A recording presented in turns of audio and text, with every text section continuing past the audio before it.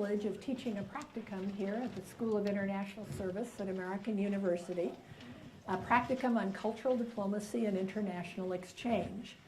And I want to say thank you very much to each of you.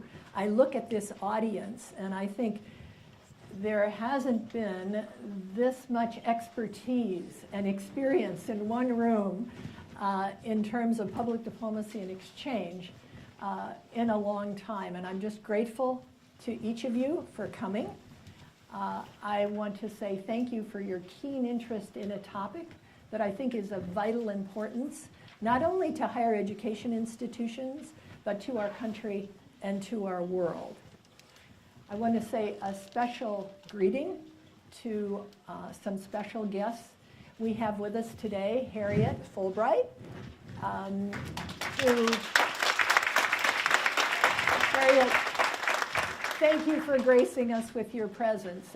As many of you know, Harriet is the widow of Senator Fulbright, who founded the Fulbright program in 1946, but she was also, certainly is a personage in her own right, as John Bader's one of his predecessors at the Fulbright Association, and then served as the executive director of the President's Committee for the Arts and Humanities in the Clinton administration. I want to say a warm welcome to Jody Olson, director of the Peace Corps, who spent a lot of her career not only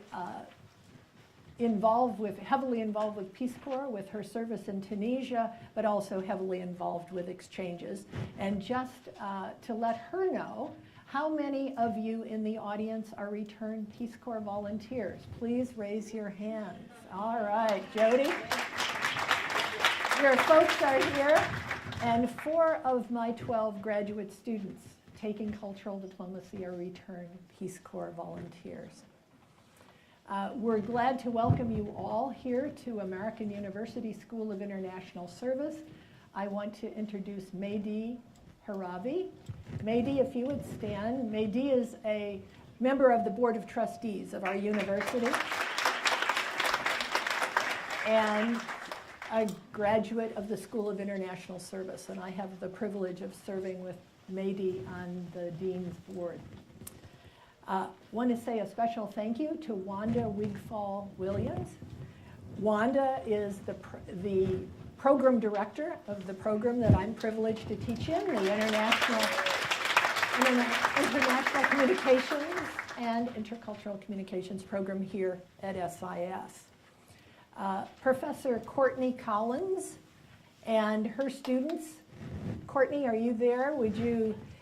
She is teaching global issues in higher education, and we're delighted to have Courtney and her students here. I want to tip my hat to, we have a number of colleagues from the U.S. Department of State, and we have Caroline Croft, our diplomat in residence. Would all of the State Department colleagues please stand? I'm looking around the room. We've got a lot of people who, okay, thank you. Ambassador Morris and Ambassador Efer and Jim Kaur and Matthew Asada are clients for our practicum. They're with the Expos unit, heading the Expos unit at State. And just want to say how important it is for to have our State Department colleagues here, and I'm looking at Ambassador Quainton. I just had a chance to talk to his undergraduates earlier this morning. There are many both distinguished alumni of the Foreign Service here, as well as current people in the department. And 6 of my 12 grad students want a career in the Foreign Service. So you all are still inspiring them very, very much. One of the sort of elements of this, we have 2 goals today: to really hear from a very distinguished panel about the subject matter that is so important in our world today. But 2, we wanted this to be a networking event for students. So we invited our colleagues to co-sponsor this event. And of course, given our speakers, the Institute of International Education and NAFSA, because Fanta Ov, Dr. Ov, is wearing her NAFSA hat today. Are there any other IIE or NAFSA people in the audience? Okay, good, welcome. Also, the Alliance for International Exchange. I see Alir Zherka here, who runs that wonderful organization of over 90 exchange organizations that help argue. They make the case for soft power on a daily basis as professionals each day. Also, APSIA, the Association of Professional Schools. Rebecca, are you here? I'm not sure she is, but it's probably my cue because she is an alumna of the School of International Service. How many alumni of AU are here, if you just raise your hand? Okay. And of course, we've got a lot of soon-to-be alumni. Okay, let's see. The AU Office of Campus Life, Fanta, you're also representing that. Council of American Ambassadors, Kathleen and Keisha, they're back there. Okay, welcome. FHI 360, if you would just stand. Okay, over there for people who want to learn more. The Fulbright Association, I see Dr. John Bader here, several other people or other Fulbright Association folks. Okay. Harriet, I think you were the founding president of that august organization. Okay. Global Ties U.S. I see Barb Keller, board member from Global Ties. Global Ties, good. And I'm going to include Mark Ritchie under the Global Ties umbrella because he is the new president of Global Minnesota. And so glad to have representatives, your representation here. All right, InterExchange, Mark. And also, Mark is an alumnus of the SIS program and my co-author. And that's a long story, but we're delighted that he and InterExchange are here, Mark. It always means a lot to share whatever adventure we're in together. International Student House of Washington, D.C. They are, where's my, okay, thank you. They are clients for the third time for Practicum and a wonderful, wonderful residence for 100 international and U.S. students. And I see Catherine Horlick, head of the scholarship committee here. So, Meridian International Center. Okay. Colleague Mark Rebstock there. And IREX. IREX, okay, wave, all right. Delighted to have you here. PDAA, the Public Diplomacy Association of America, with their new Ambassador Eford is the president of that organization. And PDC, Public Diplomacy Council.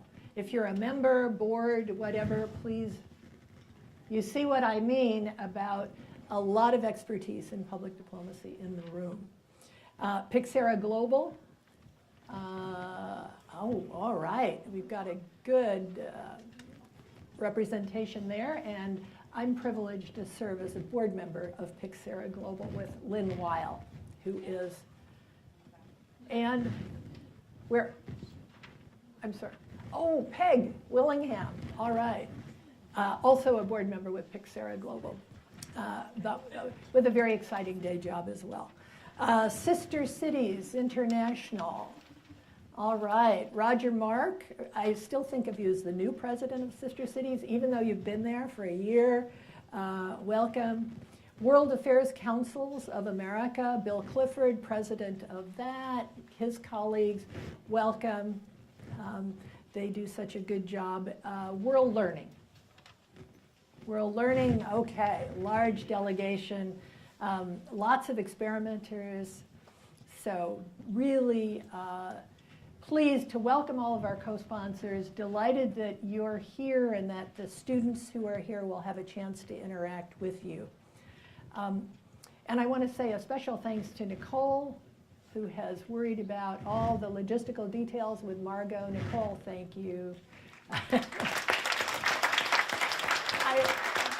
I would call her and I'd say, can we get one more logo on the invitation? Anyway, she's just wonderful. Wanda, you picked a good assistant. And some of you know, I still think one of the best speeches, and I do assign this to my students, the best argument for making the hard case for soft power, and that's actually where the phrase came from. Was done by James Billington, and a few of you may have been in the audience in 1991, because he was speaking to the President's Committee on the Arts and Humanities. And he talked about the intellectual and cultural dimensions of foreign policy. And I really urge you to reread it if you haven't seen it for a while, because he really touches on what he literally calls making the hard case for the soft stuff of international relations. And I don't think we could have a better panel to do that for us today. I'm really pleased. Fanta Ov, Dr. Ov, is our Vice President for Campus Life and Inclusive Excellence. She's here wearing her NAFSA hat because she served as chairman of the board of NAFSA, and comes to us, from originally she was born in Mali, spent her childhood years in Liberia, has her PhD from AU, 25 years of excellent higher education administration. Fanta, thank you for doing this. You all should have on your chairs bios. I'm going to be pretty crisp here. Delighted to welcome Alan Goodman, the president and CEO of the Institute of International Education, celebrating its 100th anniversary, its centennial year. Some of you may have seen the picture that Lynn Weil sent to me of the Empire State Building having the signature red and white colors of IIE on it to mark the centennial. Alan, I'm proud that I spent 18 years of my career at IIE. Alan's originally from Miami. His PhD is from Harvard. And his mentor was Samuel P. Huntington, who urged him to get a passport, and he's been urging everybody else to do the same for his entire career. Thank you for recalling Sam, yes. I realized that Mark, I don't know if you know, but we profiled both Dr. Ov and Dr. Goodman in the second edition of Working World. And that only happened by happenstance, that there are featured speakers, along with Lynn Weil, who's spent a lot of time both in the executive branch, BBG, spokesperson for AID, but mostly on the Hill, working for committees, working for individual members of Congress. Started out as a journalist, and for those of you from World Learning, she's an experimenter. She got her start in international with the Experiment in International Living. And Blake Suter, who is currently the National Security Legislative aide for Senator Tammy Baldwin, and I had to make that switch in my mind because it was Senator Tim Kaine just a few weeks ago. Blake comes from a little town in Oregon and spent 5 years in the U.S. Army, both in Afghanistan and in Iraq.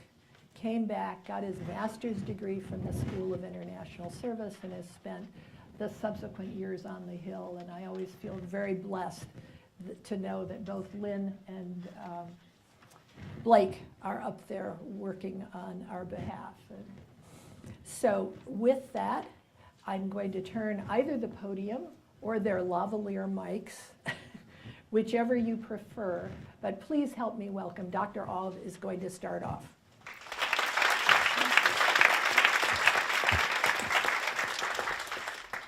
Can you hear me? Yeah, I think it's great. No, absolutely. No, absolutely. First of all, I'd like to take just a second to first thank Sherry Mueller, Dr. Mueller, and just her vision and her contribution to SIS and to American University. We're deeply grateful to you as an alum who's really been vested in the university, and it's great to always be in your company. The other thing, so I'm really interested in having this be a dialogue. So I'm going to be really I'm going to shorten my time here, and I'm just going to put forth a couple of propositions and perhaps sort of frameworks that I'm hoping can be part of our discussion. So as Dr. Mueller mentioned, the hat that I'm wearing is the NAFSA hat. And Alan and I have navigated these waters for 20-some years and continue to navigate the waters around particularly what is the value of the work of international education. I see in the audience several of my students, and so some of this will resonate with you and will be your sort of calling back of some of the work that, that I've talked about. So if we're looking at this subject of sort of making the hard case for soft power, I do think the operative word here is hard case. And I think it's a really important operative word. As I've often said, I think sometimes the challenge of our work is that we tend to talk to ourselves. And in talking to ourselves, this is no criticism, but it is one of those things that I think we need to keep in mind. I often say to my students, this is not about kumbaya. There's a place and a time for kumbaya when we talk about international education, but this is not what is going to actually get us moving forward and in advancing the work that we're engaged with. So we have to first and foremost understand what is the language of decision makers and why does that language matter to decision makers. So in the case of NAFSA, we've been involved in advocacy work for a very, very long time. And much of the lessons we've learned over this period of time of advocacy work are really three things. First, this really needs to be done in partnership and in alliance. This is not work that any organization can do unto themselves because this is a huge space of work that's happening. And I think we're all working toward a common set of principles. And that is making the argument that international education is not nice to do, it is necessary to do. And so you have to work in partnership is the first major lesson that I think many of us in our work have learned. The second part of this is that in addition to partnership, you have, in order to make the hard case, it needs to be evidence-based.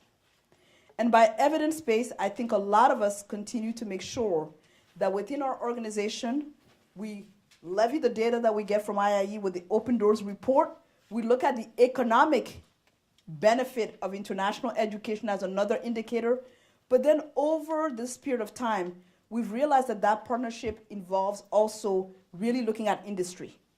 And that we need to go beyond the sector that we're covering in higher education to really, in many ways, have as our partner industry. Particularly in the U.S. context, because this piece about what is the economic benefit is one of those things that resonate from a hard case perspective. It is not only about economics. We understand that from a knowledge perspective, from an educational imperative, that this is essential, but the economic argument is one that people sort of stop and take a look at. And so this partnership with industry has become an evolving part of our work. So when you're hearing things like, what is the cost to the U.S. economy of not having our doors continue to be open to international students? It is one that we need to pay particular attention to because it's not only about the U.S., it's the fact that we are in a competitive marketplace globally. And the U.S. continues to be a destination of choice for many international students, but we cannot take that for granted and assume that that will be the norm for the foreseeable future. So we really do need to pay attention to that. When you start talking about innovation and the role of innovation in all different sectors, and you again think about what are the global competencies that are needed for innovation to flourish, then again you need to think about what is the role of international education within that area of work. So my second piece about this is really the fact that it needs to be evidence-based. And some of the evidence base has to do with the data that we continue to gather and how we make the case for that data. The third piece that I will also talk about that I think is important to making a hard case is that in the NAFSA framework, we've understood that it is not enough for us to make that case at the level here, at the federal level, that we actually need to go back to the state level and we need to go back to the local economy. Because that's really where, in many ways, the impact is being felt on a routine basis. When you start to look at it from a state level or from a local level, you begin to understand what is the role of immigrants within the sector. You begin to understand what is the impact on higher education in those different arenas, and you begin to understand also what does it mean in those different areas to think about language and language acquisition. What does that look like on the ground? And so I think over a period of time, we've decided that we need to be thinking about this from a federal perspective, but that is not enough. It is necessary, but it is not sufficient for us to be able to do our work, is the third piece that I would sort of point out to this group that I think is key. Now, lastly, this piece about where, again, much of the work has looked at global competency.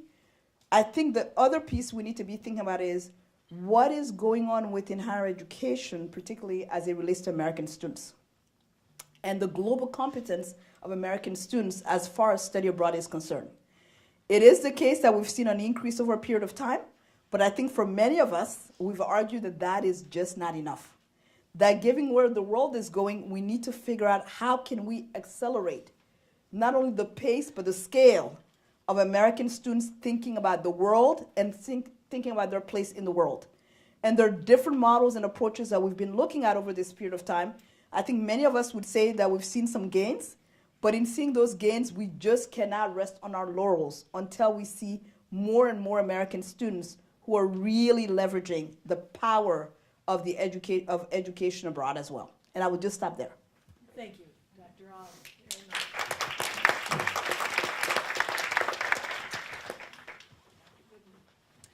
So last week it was my privilege to award centennial medals at our summit, and the second centennial medal awarded was to Fanta Aw.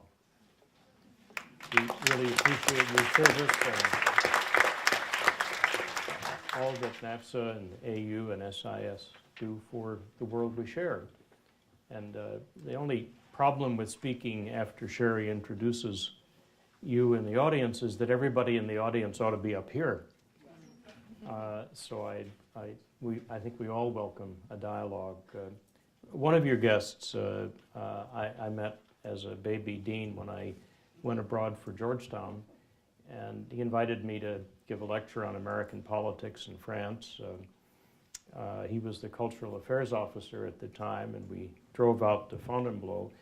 And the hardest case I ever heard anybody make, and make successfully, was Sherry Bell sitting there when he described how the Electoral College worked and why it was needed in the view of the Founding Fathers. And it was a model of public diplomacy. It was a model of explaining a very obscure subject to an audience that was not prepared to hear it. And I've never forgotten that you had a much harder case to make that evening than I've ever had to do for the Fulbright program. What makes the case hard is that exchanges, whatever the programs are very much like dark matter. There's a lot of it. You can't see it. You can't feel it. It's disputed how you measure it, and apparently it makes a great difference to the universe. And to echo Fanta's first point, none of us have the hard data we'd really like to have in making the case. So 3 lessons from trying to struggle with not having the hard data that I think helps us all in the exchange world make the case. One is I've come to learn that impact is more important than numbers.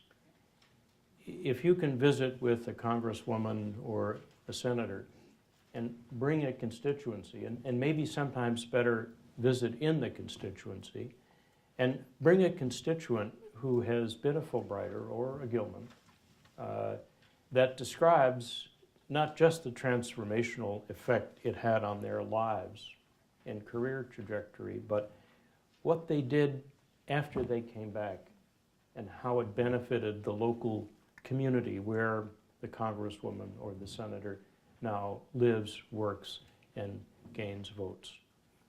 That single impact story, and I think the same is true for Jody when it comes to the Peace Corps, when you can describe what you took back from that experience and made our communities better, our schools, our libraries, our hospitals, that has more impact than 10,000 letters. And my first instinct on the job was, how do I generate 10,000 letters? And what I wish I could do is generate 10,000 congressional visits, because with constituents, in the constituency, that's where you make the case for soft power. And the first lesson is it's not hard, because that's what our politicians get. The second lesson is that we're really helped when universities have a foreign policy. Now, every university, public and private of any size, has a government relations policy because they get grants. They want federal assistance to build laboratories and gymnasiums. Many students benefit from public assistance through the Pell Grant Program and loan programs. Having a government relations bureau in a university and a government relations officer in Washington is not the same thing as having a foreign policy. Because a foreign policy is about what all of us do here in this room, how we value international educational exchange, how important keeping our doors open, and being very intentional about where we want students to come from and where we want to send our students. And if you can work in partnership with universities and the officer, usually the senior internationalization officer, like Fanta is here, then you make a real alliance and a real partnership where the university's interests, the government's interests, the appropriator's interests are the same, and you're not competing against the other part of the university that wants money for the gym or the laboratory, because thank God the appropriations committee are divided into 12 subcommittees, and you don't have to advocate against yourself, because the subcommittee that does Fulbright is not doing health, is not doing justice, is not doing something else, and it's not, therefore it's a zero-sum game. Learning that it's not a zero-sum game and learning about the importance of university foreign policy is my second lesson. The third is when you talk to a high-level official or an elected representatives, if you spend a few minutes asking about, did anybody in their family study abroad? Did they ever encounter an international student in there? Usually what you learn is that the toughest negotiations they went into, the ones they dreaded the most, the ones where they felt the distance between the United States and the other side was going to be immense, usually works out differently when the other side says, you know, I had a great education in your country. I was a foreign student here in America, or my son or daughter is a foreign student here in America. On the State Department website, 58 heads of state are former students in the United States. That's a third of the heads of government in the world. But many foreign ministers, many members of parliament, and there is a bond, much like the one you can't measure, you forget where the metrics are, that is the dark matter holding us in a universe together. But that relationship so often leads to a better negotiation, an outcome different than the one you expected. And it's all because of education, and you don't have to remind the senator that it happened that way because they're the beneficiaries of it. It's not something abstract. Finally, Fanta makes a very important point about average people in the local community. Maybe the hardest case I never had to make was in the back of a taxi cab in Boston. The taxi cab driver asked for the address, and it was to my wife's law firm in Boston, and she turned to me and said, "Oh, are you one of them?" And I'm figuring this is going to be a really long, contentious ride, and that she probably doesn't like lawyers. And I said, no, I'm not a lawyer. And she said, what a relief. She said, I don't like lawyers. I said, I'm married to one. She said, that's okay. And then she asked me what I did, and of course I gulped and described then the Fulbright program funded by Congress. It sends Americans abroad, sends international students here. And I realized with each step I was getting deeper into mud, because I expected her to say, you mean our people are paying to have their kids come here when it's hard enough to send our kids to school? There's a long pause. She pulled a cab over, and I'm thinking, it's going to be a long walk to the law firm. And she says, let me tell you a story. She said, our church brings French kids over to sing in the choir. Most of the kids in our church, and we pay for them, and they stay at our home. And she said, most of the kids in our church it's pretty poor, and they're not ever going to get to France, but I'm glad they know that French kids sing so good. And it told me that you can make the case for Fulbright, Gilman, or all that we do represented in this room, in the back of a taxi cab, independent of a person's means, and that all of our citizens have the capacity to see that international education is what really humanizes international relations, as the late Senator Fulbright said, and makes the world a less dangerous place.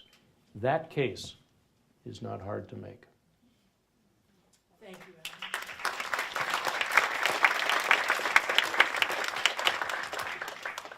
Lynn, please. Sure. Hi there. First of all, having just watched the Oscars last night and been most impressed with the speakers who were extemporaneous, I'm now reluctant to pull out a few notes to keep my thoughts. At least I won't be reading them off of my phone, though. Wanted to thank my agent and wanted to thank Sherry for inviting us and bringing us all together. And I too, like Dr. Allah, would like to leave plenty of time for give and take, and also the opportunity for people to network, because this is a professionally oriented group as well. And as you know, there are a lot of folks in the room who are eager to talk to students who are looking to get into international affairs and international education. And where I can be helpful, obviously, I will as well. I'd like to second as well what Dr. Goodman said about the power of storytelling, about how an anecdote or several anecdotes over the course of several meetings can really turn people around, make them believers and supporters in what you're doing if you're involved in international education, and making that case to policymakers, to funders, to members of the public at large. It's really critical to tell those stories, or better yet, have someone who can tell his or her own story. That really brings it home. That said, numbers are important. And the Open Doors report is a critical document in making that case. On Capitol Hill, where I've worked on and off for many years, as Sherry mentioned, as well as at the State Department, where I worked in the Public Diplomacy Bureau, in part helping them make the case on Capitol Hill to my former colleagues, which was a lot of fun. The idea that people need those numbers is especially important on Capitol Hill, especially in the appropriations process, that's where the money comes from, but also the authorizing process, because the authorizing committees, Senate Foreign Relations, House Foreign Affairs, both of which I served on, they need to be able to say, well, this program deserves to continue. And that's kind of, for those of you who've ever written a check or know what a check is, that's the writing the to line on your check, right? And then the appropriators, they fill in the numbers. Both parts are important.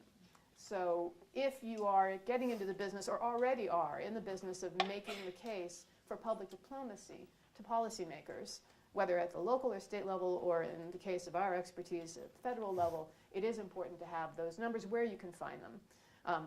Educational and Cultural Affairs Bureau at the State Department, that is largely responsible for exchange programs.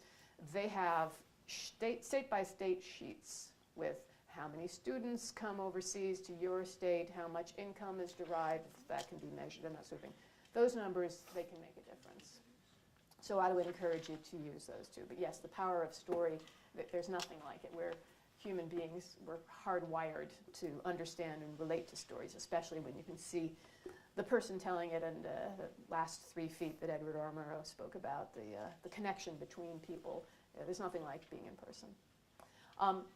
Sherry had asked that I offer some best practices based on both my experience on the Hill as well as in making this case for the State Department and the Broadcasting Board of Governors, where I also worked for 2 years before returning to Capitol Hill.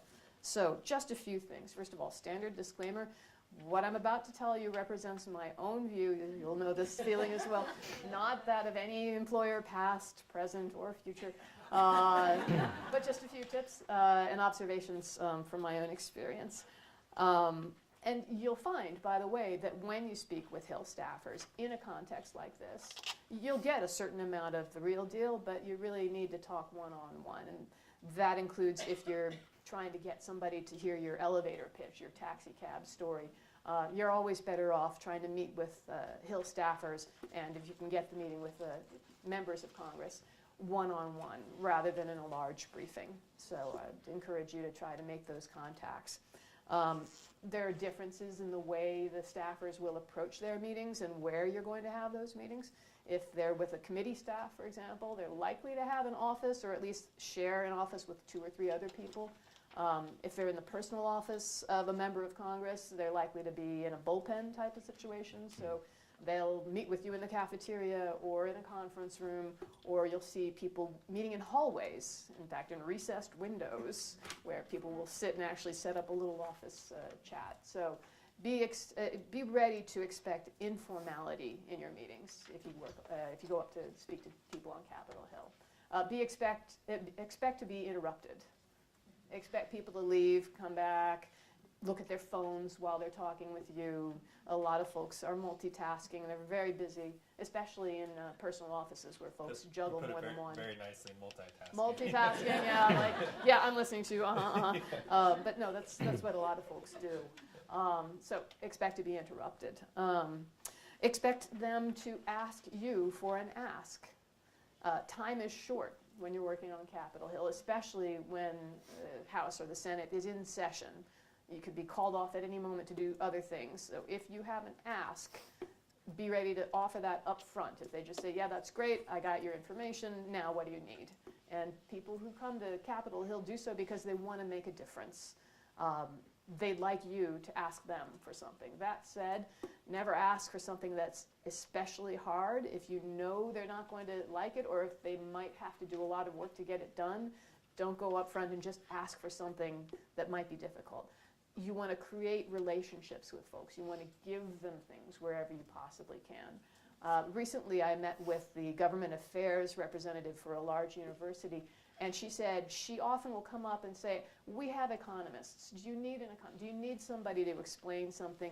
We have this, and she'll call folks up and just make offers without asking anything. And she'll do this 3 or 4 times before she actually asks the staffer for something for herself. Sherry was a past master at this when she was head of the National Council on International Visitors. I think we must have met 4 or 5 times before you ever even thought of asking me for anything. And now you know, I'm happy to help wherever I can. So that's, you know, if you want to know about networking and making friends on Capitol Hill, I don't think you'll find a better instructor than Sherry Miller. A couple of other tips, and then I'll pass it over to Blake. I'm sure you've got some of these same ideas and maybe others of your own, so I'll leave a little out there. When you leave something behind, and it's a good idea to leave something behind, make sure it's a page or 2 at the most. Don't leave a thick document. Don't email a thick document if you can send just a link to something. Folks don't have a lot of space on their desks. They don't have a lot of storage room in their email accounts. And it's good not to clog up their inboxes literally or figuratively with stuff. So a single fact sheet, very helpful. An email with a few links, even more so. Don't expect folks to answer your emails on the first or second try. Always phone, always phone. And don't even be shy about stopping by the office. Hi, I tried to reach you.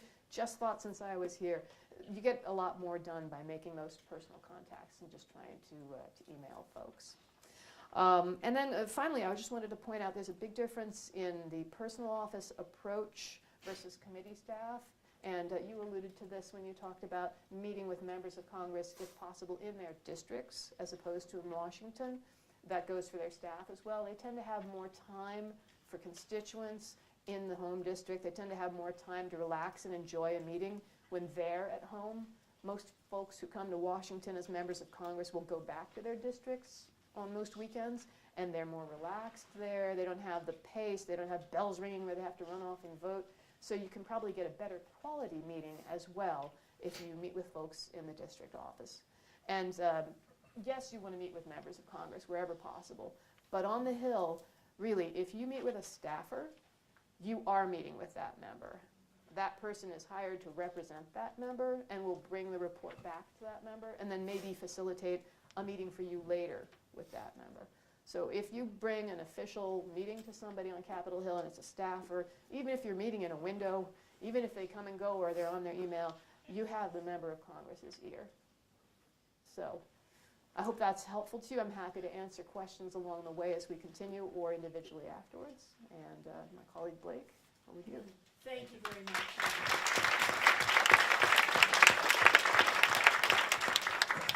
All right, make sure this works. Okay, so first off, again, a couple disclaimers. I'll just, ditto to her disclaimer on this is Blake Souter's comments. It's certainly not Senator Tammy Baldwin's comments or Senator Tim Kaine. One, because I just left Senator Tim Kaine's office, so I cannot represent him. And two, I just started with Senator Tammy Baldwin's office about 11 or 12 days ago, so definitely don't quote me on anything. And then the other, just two quick disclaimers before I get into or two quick things I want to preface my comments with. One, for all the Peace Corps volunteers, thank you for your service. I don't think that you guys get enough recognition or certainly support when you guys return. This is coming from a former service member, so your service is very appreciated. And I would recommend, while you're all on the Hill advocating for soft power, also advocate for essential services and transition assistance for returning Peace Corps volunteers is very important. The second thing is, also thank you, Sherry, for convening a panel that is not the typical panel of the last 50 years of foreign policy, which is people that look just like me. This crowd is very diverse, and combating the scourge of manels in DC is what we like to call it, is a very important thing. So there's good representation up here, and I think that's very important, especially working for a female senator who is on a national security committee, and having just left the Foreign Relations Committee, where Senator Shaheen was the lone woman on the Foreign Relations Committee, which is taking on an exceedingly burdensome task in ensuring sound foreign policy coming from the United States. So those are just my quick disclaimers. So I want to talk a little bit about the importance of international education and exchanges, but I fear that I'm just going to be preaching to the choir here. So I'm going to leave the expertise up to those programs up to you all, and also recognize that I use a lot of your organizations in the past as my source of information on the value of this stuff, and I've been on the receiving end of the pitches and the hard pitches for soft power. So instead, I'd like to just take a little bit of time to kind of tell you from the person on the receiving end and from a personal background of more of a hard power background. I want to just let you know how I kind of came to see the value and the advocates that I ran along on the way. Contrary to popular belief, not everybody that serves in the military is a barrel-chested freedom fighter kicking a door in. There's, I think, 200 and some odd jobs in the Army. Only one of them is an infantryman. So I actually joined the Army at 18, right out of high school, not really knowing anything that I wanted to do. I just knew I wanted to get out of my small town. I didn't have a passport, so I'm going to go join the military. So I walked in the recruiter's office, and they said, what do you want to do in the United States Army? I said, I don't know. What do you guys need me to do in the United States Army? And they said, well, do you want to know how to weld? And I said, well, I kind of mess around. I grew up on a farm, of course. I'd like to hone my welding skills. It sounds like something I could do after the Army. Poor foreshadowing, obviously. So I joined the Army. fast forward about a year, I show up to my unit in Fort Hood, Texas. It's 2005. That unit's already on orders to deploy to Iraq.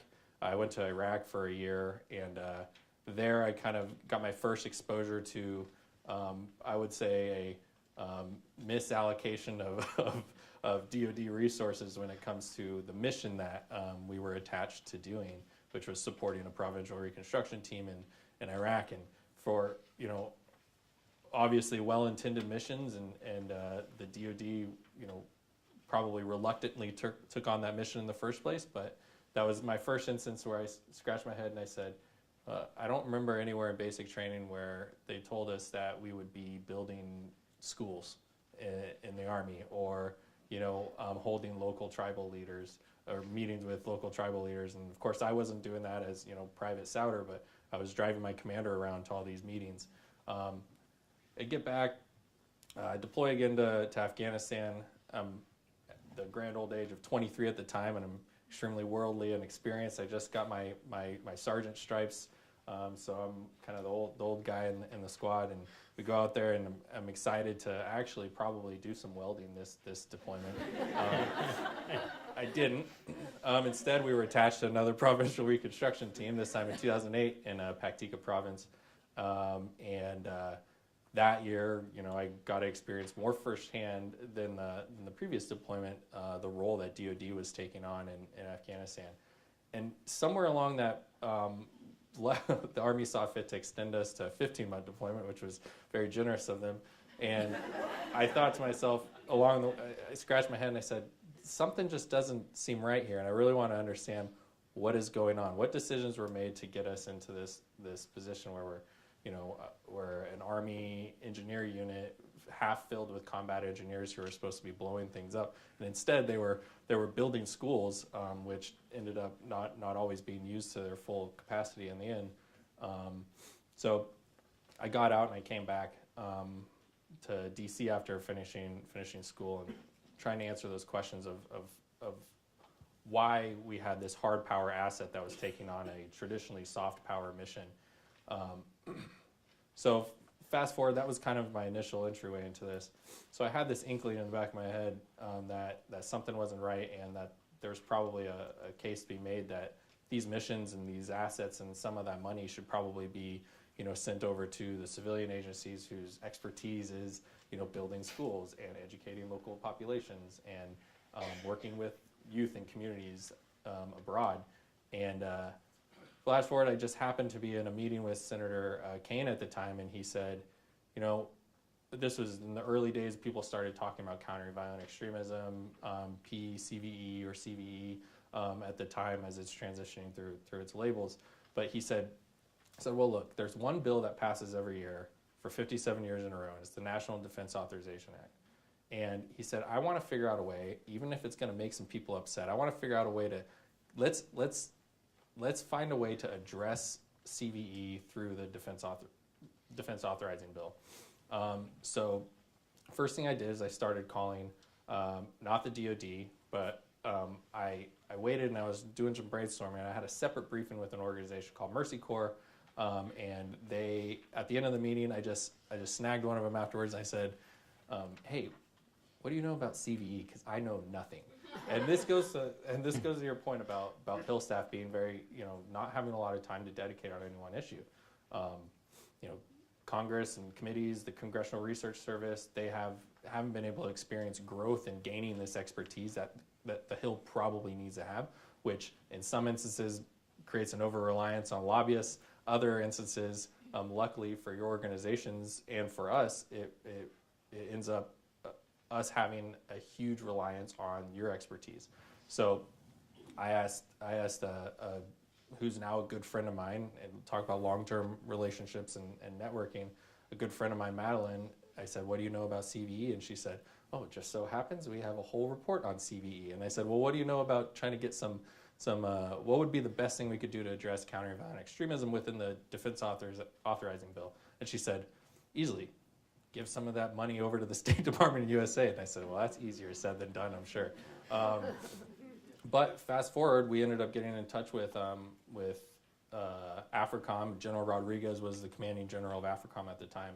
And we were lucky enough to get this great story from him where he said, I'm in Agadez, Niger. I have a few $1 million at the end of the fiscal year that I can't spend on anything. Nothing that they want, we can give them.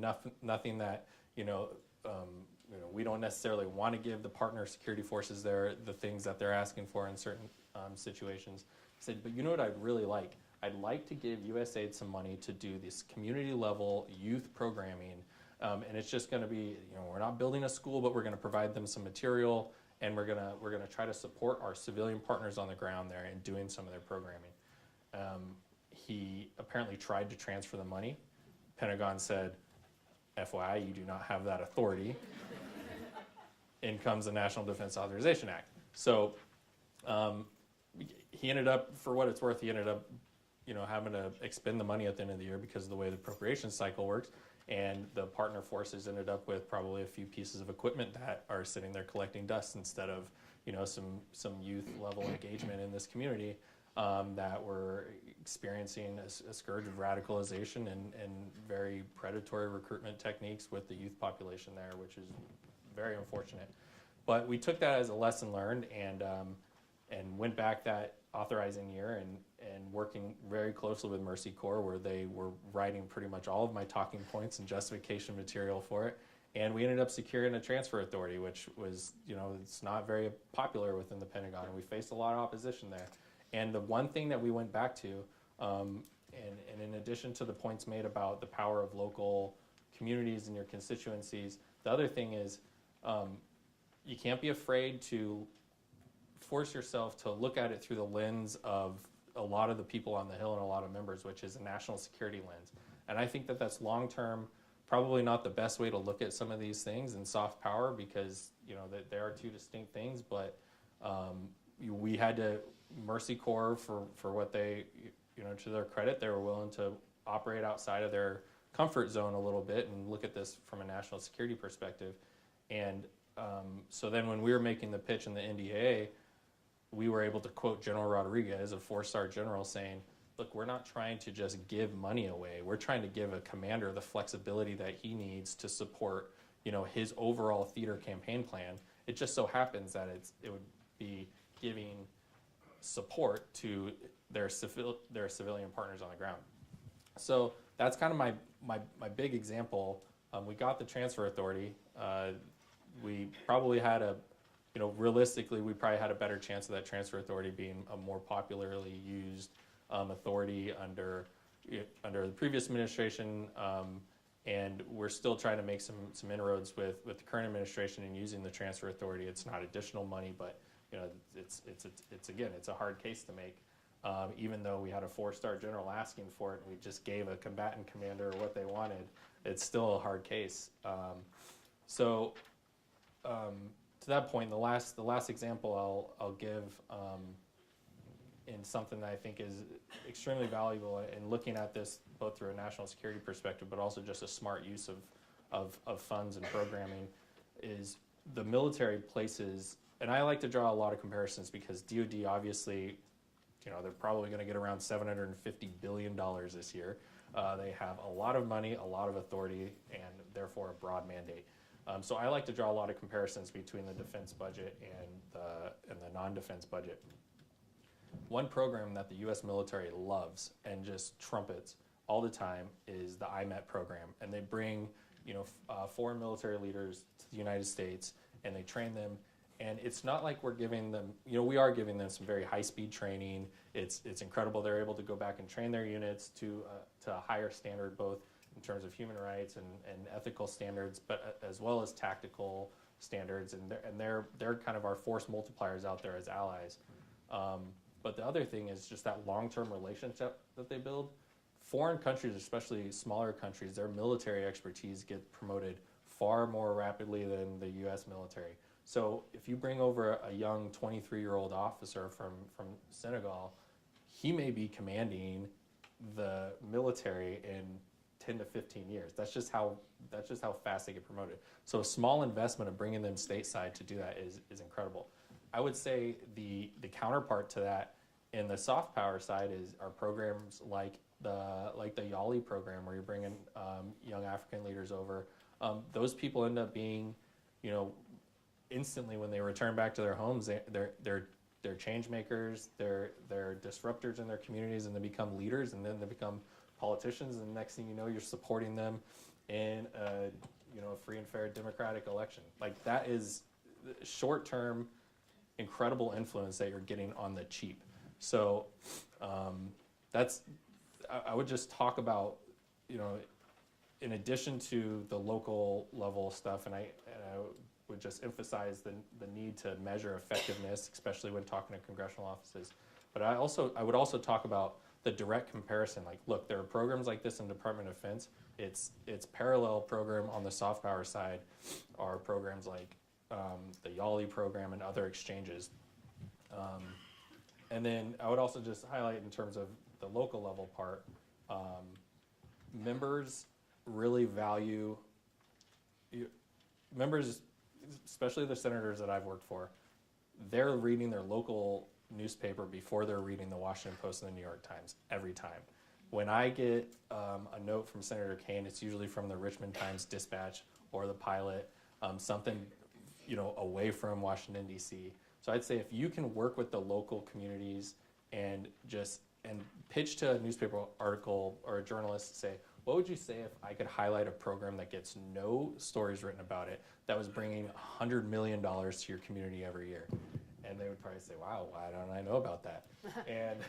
And then you could highlight something like international exchanges, or a program that brings international students stateside and spend their parents' money and their parents' credit cards in their local community. And you could talk about how important that is. And if you get that if you get a local op-ed in, you know, in a Lexington, Kentucky newspaper, you'd be, you know, surprised how quickly that rises to the desks of, you know, Rand Paul and Mitch McConnell.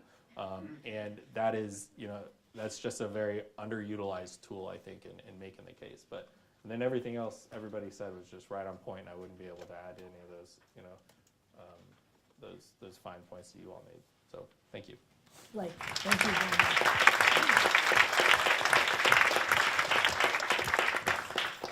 I hope you can see why I was so pleased to have this wonderful mix of experience and background and institutional home on one stage for you. This morning when I was speaking in Ambassador Quainton's undergrad class, I asked if anybody had seen the Oscars. And there was nobody that had seen the Oscars. So the one takeaway I had last night as Vladimir and I were watching them, I don't know if you remember when the movie Green Book, which has generated a lot of controversy in a variety of ways, was introduced with Congressman John Lewis there. But the woman said, and I wish I could remember her name, maybe Lynn, you can help me. She said, any journey that opens eyes or softens hearts is a journey worth taking. And I thought, that kind of captures international exchange and the journey we've all been lucky enough to be on. And just want to thank our panelists for that journey. Open it up for some questions. And if you have a question, and Alir, I don't know, as head of the Alliance, if you want to add some more context to the discussion of making the hard case for soft power, but please identify yourself and a quick question for the panel. Alir, if you'd start, and then I think there was one in the back.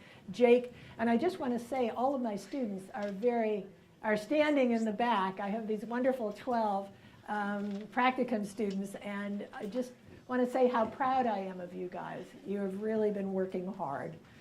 Jake, thank you. And Alir. Well, thank you so much. And let me start off by saying that this wasn't exactly a plant, right? We didn't plan this ahead of time. But I was sitting here and I was thinking how much of what all of you said was so powerful. And one of the thoughts that occurred to me is that part of the hard case for soft power is that the government, the federal government, doesn't fund all of the international exchange programs that are out there. The ones that bring people here to the United States or even send people abroad.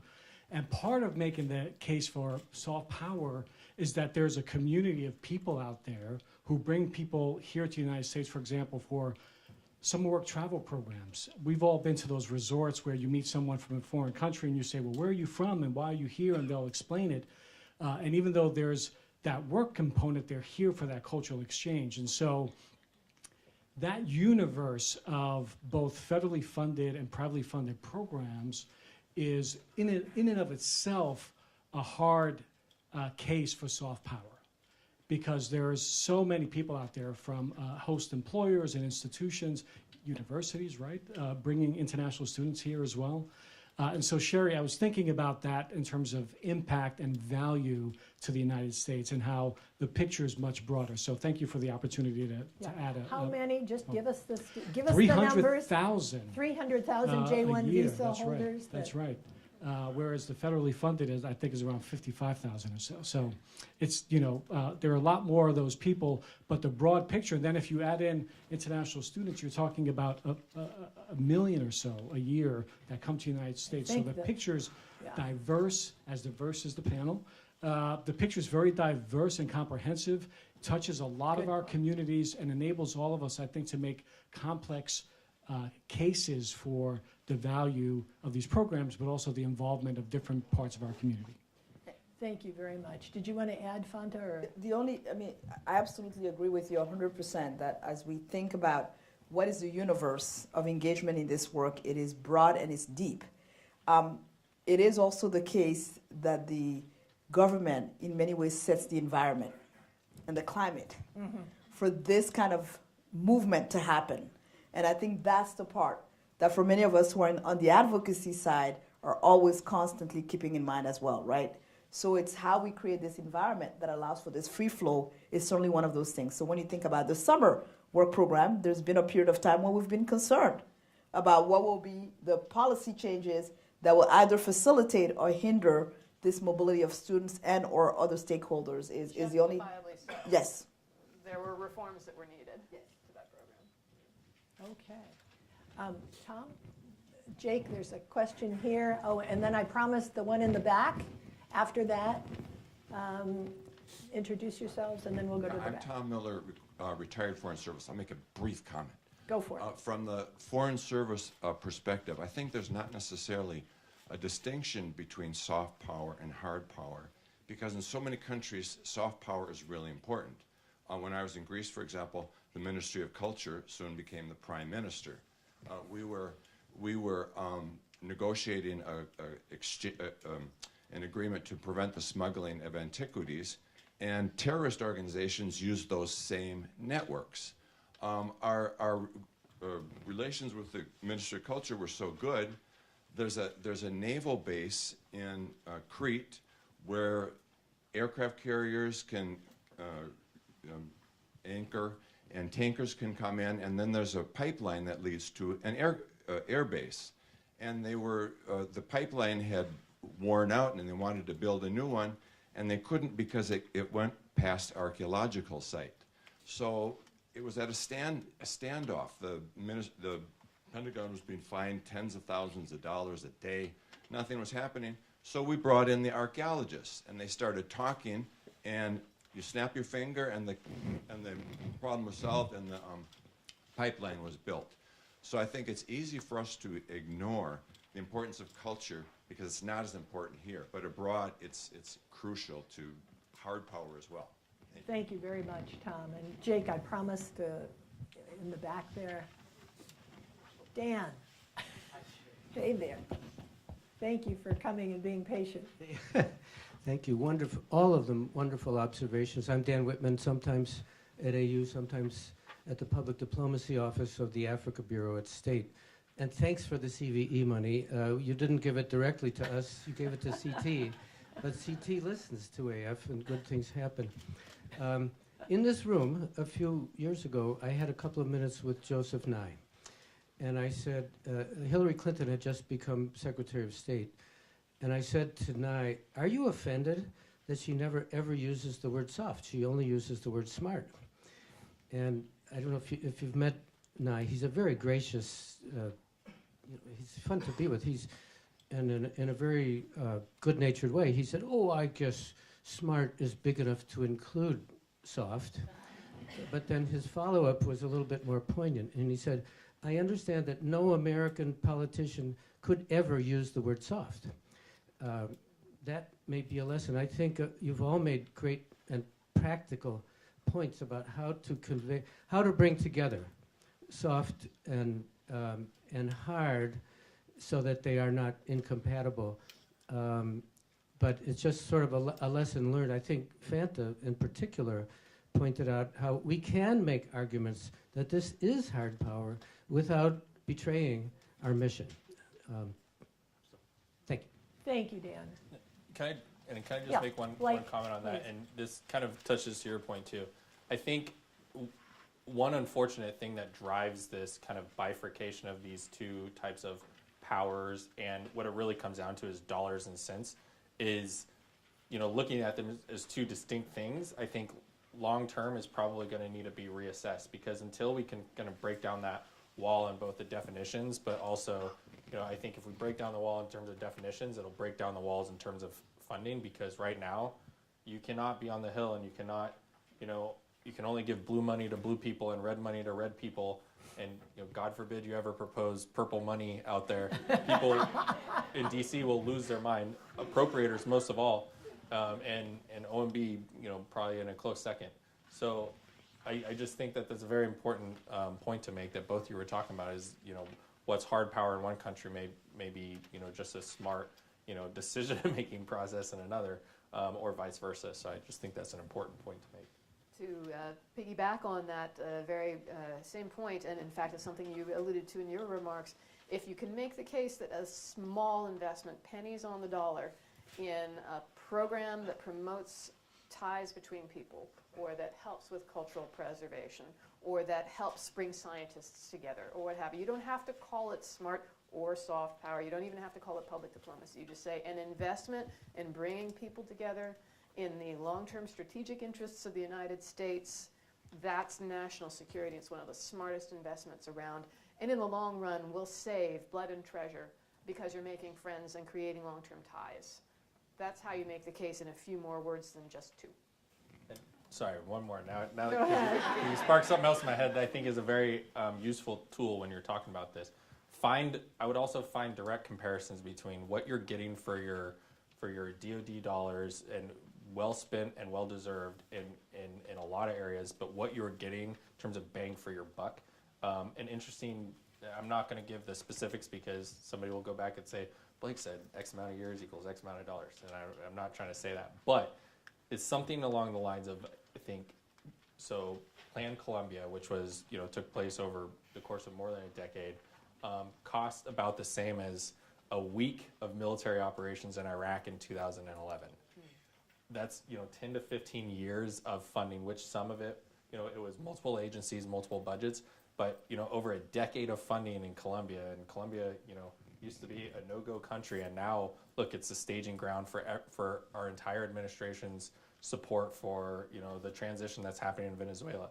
So over 10 years of funding, and just dedicated funding from multiple pots of money with multiple agencies in a whole government approach, cost about the same as a week of military operations in Iraq. So I think if you can find those catchy phrases or figures that members can then talk about in hearings and in their member interest letters to the appropriations committees, I think that's very important. Dr. Bader, Jake, there's a question in front. Dr. Bader, and then is there one behind? Yeah. Hi, Okay. John Bader with the Fulbright Association. I wanted to challenge the grad students and the faculty in the room with a charge, if you don't mind. The IIE provides extraordinary data that is used frequently, the Open Doors study, but there can be more data that you could gather. Right? What's the plural of stories? Data. So really what I'd invite you to do is to go gather those data, map things. For example, the networks that are built by Fulbright students and scholars overseas and when they return, and Fulbrighters in country here, why not bring empiricism to this? Why not go do some surveys? Why not ask more questions? Systematize it, translate, use coding, right? Bring it from qualitative to quantitative if you can. And then bring the power of the academy to this. Right now, those of us who tell stories on Capitol Hill, and the association does a lot of advocacy in conjunction with IIE and the Alliance and others, we would love to have more data coming from the academy to back up what we're talking about. Careful, John, you're going to be a practicum client again. Yeah, and I welcome that. But last point is, I'll also give you a platform to present those data. The Fulbright Association hosts an annual conference at the end of October here in Washington. We have a special research section devoted to public diplomacy. Feel free to come and present your data, however raw it might be. We'll have a conversation about it. We're going to have a plenary session on this kind of research. There are research panels, there's poster sessions, all kinds of stuff. Fulbright.org. Come and participate. All right, John, thank you. In the back, behind you there, young lady, introduce yourself, Hi. please. Unlike the other speakers, I don't have a career.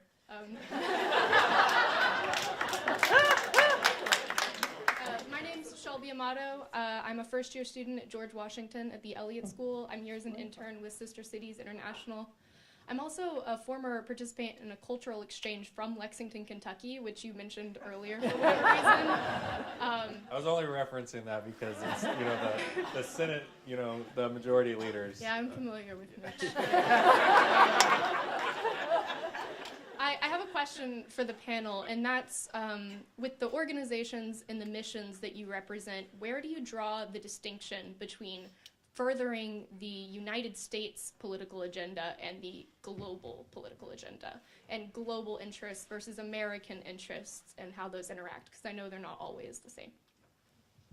Excellent question. Thank you. We'll turn to our panelists. This is when it gets hard. I think you're going to have a great career. I hope you take the Foreign Service exam soon. And I think any organization here would be lucky to have you with that kind of a question. We all of us serve the world. We believe that through mutual understanding, the world can be made less dangerous. That's in America's interests. It's in every other country's interests. And we know that these kinds of exchanges, whether they're work-study exchanges or full-on academic exchanges, make that kind of difference. And the great thing about so many of these organizations is that they were born in America. When Senator Fulbright amended the Lend-Lease Act, it was to make sure that the war debt owed people here in America would be put to the cause of peace. And I think we all endorse that.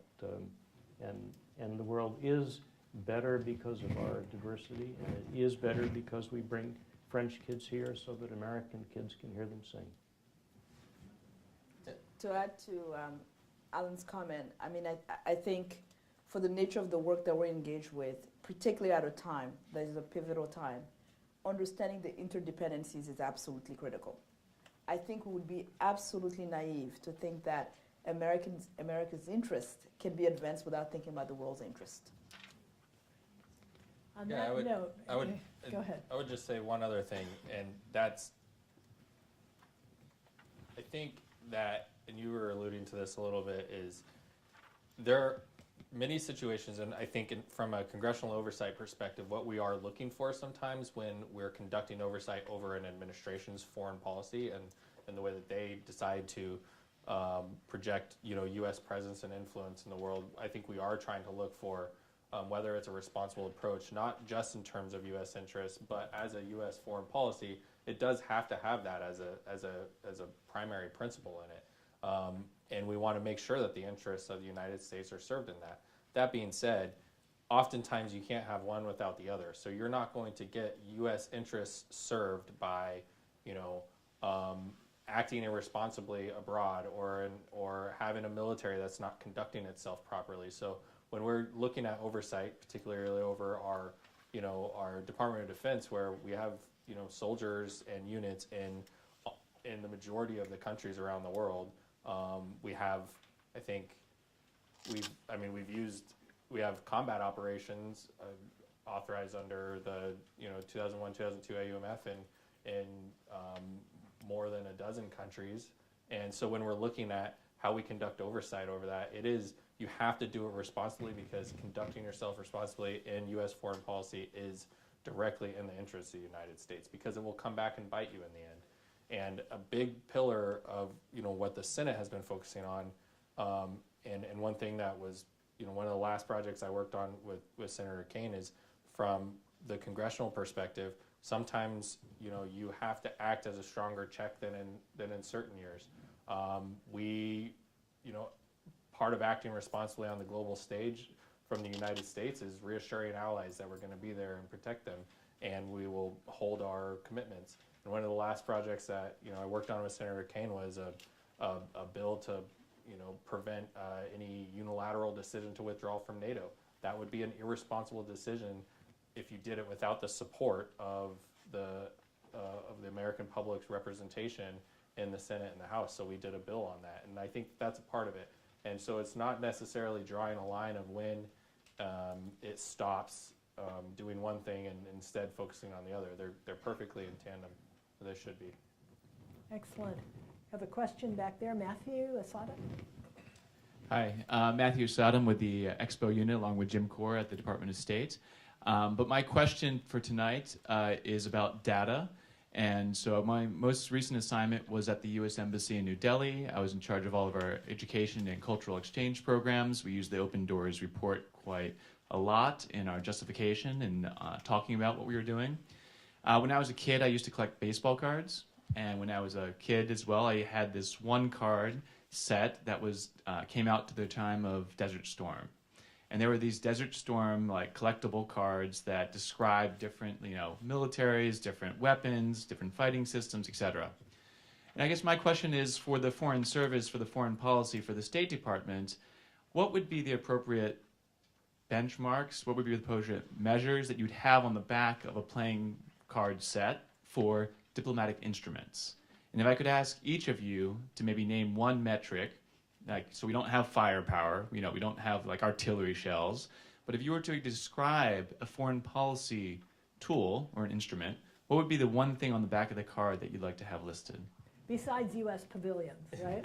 Besides the World's Fair in Dubai, but yes. Please. Jake, here. Hi, Shana Horowitz. Go to George Washington, a student of Lynn, and I also work at Meridian. I also have a data question. I know now that we're talking about data, and the U.S. Institute for Peace hosted a measuring and evaluation seminar in the spring. But also now, I guess the question is, how do we share the wealth, not only for sharing that information, but sharing the partners that we want to work with, so the private sector, and as you were speaking, like, what's the local impact? So how can we kind of develop something that could be a basic minimal data, but also we can grow with it, that when we work on like local partners and local organizations, they can give information, and also how to sell it to our private sector to invest in these types of exchanges. Because when IVLP comes, you know, they're often meeting with local businesses and et cetera. What's the case? And how do we share that? Well, as your professor, Shana, at GW, one thing, first of all, excellent question. One thing that I would suggest is look as well at the results from that USIP conference, which was done in tandem with a different university, USC's public diplomacy program, and State Department staff at the monitoring and evaluation level were invited to share best practices. And the idea being that there are tools out there in the private sector, but also in the public sector that can be used, that maybe they're just not talking to each other or not presenting in the most effective way. With respect to how you can then go out and present them, I mean, social media offer an amazing array of tools for getting things around, for getting a shareable graphic into the hands or into the inboxes of people. But it has to be very concise. It has to be in sort of bite size, the back of a card, as it were, or whatever the equivalent would be, the digital equivalent would be these days, because everyone's time and attention is so fragmented. So it has to be effective, short, and you have to know your audience. One thing I would actually throw out as a challenge, because I think it's come up a lot of times, and the truth of the matter is that in universities, we are actually generating a lot of research and robust research. I mean, I think all of us who teach, our students on a semester basis are producing this. The challenge is we don't have a central repository of information that then people can go to and see what's the body of work that's been done in this area. And so one of the things in particular that I would be interested in is to talk to university librarians. I think maybe university librarians can help us figure out what might be a potential 1 or 2 repository, so that as body of work is being produced at different universities, that we can actually have a place where students and others could go and have that data be available, and that we can come to, and that is not necessarily spread out in 10 or 20 different places. That's something that I really would be interested and intrigued in pursuing, because I think there's an issue here about the fact that it's not living in a central place. Okay. There are lots of questions, and we have just a few more minutes. I'm going to ask for all the questions, and then I'll just let panelists kind of field what they can as we wrap up. And more student questions, too. Yes. In the back? Okay, you found the mic. Excellent, Shannon. Okay. I'm a student. My name's Shannon McNaught. I'm a second-year student here in SIS, where I'm studying intercultural and international communication, but my focus is primarily cultural and heritage diplomacy. I was curious, I worked recently with Americans for the Arts, where we found that increased attention on the National Endowment for the Arts and National Endowment for the Humanities, due to the administration's decision and attempt to defund it, actually helped bring attention and raise funding for it in the next allocation. I was curious if you've seen the increased attention on diplomacy and the role or lack thereof of the United States on the global stage has in some ways helped you in making that case for soft power.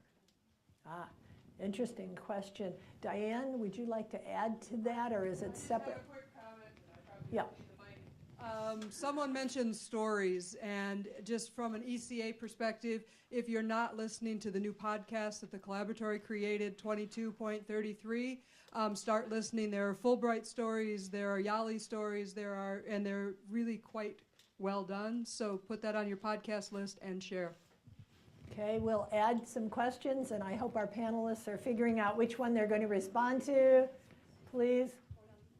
Hello, my name is Brianna, and I am a graduating undergraduate student here at the School of International Service, and I intern with the Bureau of Educational and Cultural Affairs. I intern with their press team, so the Public Affairs and Strategic Communications team. And one thing I've noticed in my internship is it's really, I agree that we really need to focus on local and state impacts more. God knows I read the Open Doors report so many times when updating our website.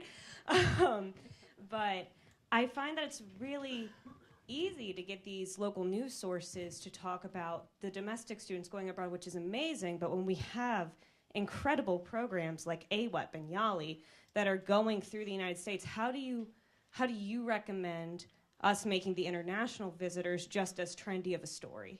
Because I feel like Fulbright gets a lot of attention, and like the Cultural Heritage Center, no one knows about. So. All right. I think one quick addition, and then we're going to stop with the question. I'm not a student. I'm a doctoral student actually, but I'm a faculty member in the School of Education, and I have plenty of scholarship that I can add to Fulbright. I worked for Fulbright in Beijing and Brussels. as an EFM to an active duty military member. So interestingly enough, I kind of have a connection to all of your sectors, right? I have military and foreign service, Fulbright, and higher education. But one of the things that I would like to, while I have my students here, hear from you guys is foreign language acquisition and the importance of that. I haven't heard any of that, and actually my dissertation that I'm currently writing is on U.S. student mobility to China, and language is a huge, huge part of that. And I think that obviously that is a soft power thing that we really need to focus on, and something that we need to put our resources into, because it needs to start happening earlier for our students. Okay. So. And the very last question, Ambassador Efert. Okay, not so much a question, but it's sort of Comment. a word from my sponsor, which is that Yes, when please. we're looking at each of these individual programs, the YALIs, the international visitors, all of this is important, but what do they depend on? They depend on a engaged American diplomat that can make these programs work on the ground. So I hope that as we make the hard case for each of these programs, which heaven knows we need to, and for how they work together so well, don't forget we also need to keep our diplomats in the field. And So we need to make the hard case for the 150 account there as you well. go, exactly. All right. Comments regarding the range of excellent questions that have been asked. Who wants to take? Go ahead, Lynn. Sure, I'll field the one that addressed the threat to programs and whether in the end that can be a strengthening issue. Yes, I thought, Rebecca. Shannon, yeah. Well done, Shannon. Yeah, I mean, if you look, for example, at the very first budget that the current administration wrote itself and presented, there was a substantial cut proposed to educational and cultural affairs. And within that rubric, very well-known programs such as Fulbright and others that had been named after other senators, Lugar and Kennedy, the YES program, which has demonstrated over and again its effectiveness. And yet they really didn't have much of a purchase in the new administration. However, on Capitol Hill, there were many people who know of these programs and know of their value, have traveled to the field and seen them in action, or have had people come and visit with them, staff members as well as members of Congress. And they were the real champions of these programs. So yes, I do believe that being under threat can in some way inoculate a program and have it come back stronger, to borrow that metaphor a little more. But on the other hand, it could also be the kiss of death too, because if something goes south with a program and it suddenly becomes a target thought of as wasteful and proven to be so, well then maybe it deserves to be cut. And in the case of what we're talking about, no, I think it can only strengthen it to have people rally to the cause. Yeah, another example of that, funding for the Northern Triangle countries just over the last year. First year the budget came out in the administration, roughly 30% cuts to programming down there. Yet the crisis on the southern border was a national security priority. So how can you marry those two things up? You know, a 30% cut to the Northern Triangle countries, while Mark Green was testifying accurately, I believe, that the programming there was highly effective. Education, violence reduction, job opportunities down there. It's highly effective programming, and answering affirmatively that it does help, flow the stem of irregular migration northward. Yet, how can you propose that budget and then say you're still having a crisis at the southern border, and those two things didn't marry up the first year? Congress restored, kind of rejected the proposal to cut that programming and restored, I think, most if not all of the funding to those particular countries.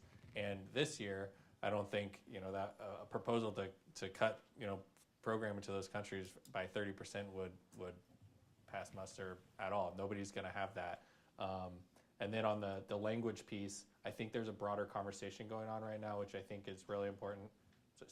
Language, there you go. A broader conversation going on right now that is really important. I think it's going to take a few years to fully realize, but there's a conversation about what does it mean to support things that could broadly be interpreted as national security, right? There's only a small portion of the population that can, that are even qualified to serve in the United States military, and it's because of either education physical standards or nutrition. So there's this broader conversation that the United States has stepped away from when it comes to public service, being prepared to serve your country, things like that. And I think foreign language is just as important just as important, if not more important than, physical fitness standards in grade school and middle school and high school. So these are the things that are going to equip future generations to be prepared to be on the world stage. And, the fact that very few young people have passports like myself at, 17 or 18 years old. Those are probably the same people that, may not have a foreign language skill or grew up bilingual. I think that that's a really important part of, again, this future conversation that we're having and readdressing public service and, national security. I think they're all going to be folded together eventually. My only comment, thank you for raising this thing about language, because that's something I'm deeply passionate about. And I would say, I think part of the challenge is having this conversation at the university level is too late. It is way, way too late. This must start in the K through 12 sector if there's going to be any chance to really get languages to the level that we need to have languages. And we've been talking about the importance of culture, and I do not believe that you can have a full understanding of culture without an understanding of language. Okay. Alan, are you anything you want to add? Because I'm going to call up Chelsea Wilson in a minute. Two things. First, thanks to all who mentioned that they use the open doors data. I'm going to let our research team know that it's well scrutinized. If we can make it better, would you let me know? It's just agoodman@iie.org, and I'll make sure it gets to the right office. I also like baseball cards, and I would put on the back of them the number of Nobel Prize winners that had an educational exchange experience. We in the State Department came up with a list of 108 for our centennial. Probably many, many more Nobel Prizes were won by people who had what we're trying to promote for the whole world. And every newspaper in the world pays attention to who gets a Nobel and why. Wonderful. On that note, Chelsea, one of the students in our practicum on cultural diplomacy and also a Rangel Fellow, Chelsea Wilson, will say thank you to our panel. Hello, everybody. Thank you for being here tonight. Can we give ourselves a round of applause? Thank you.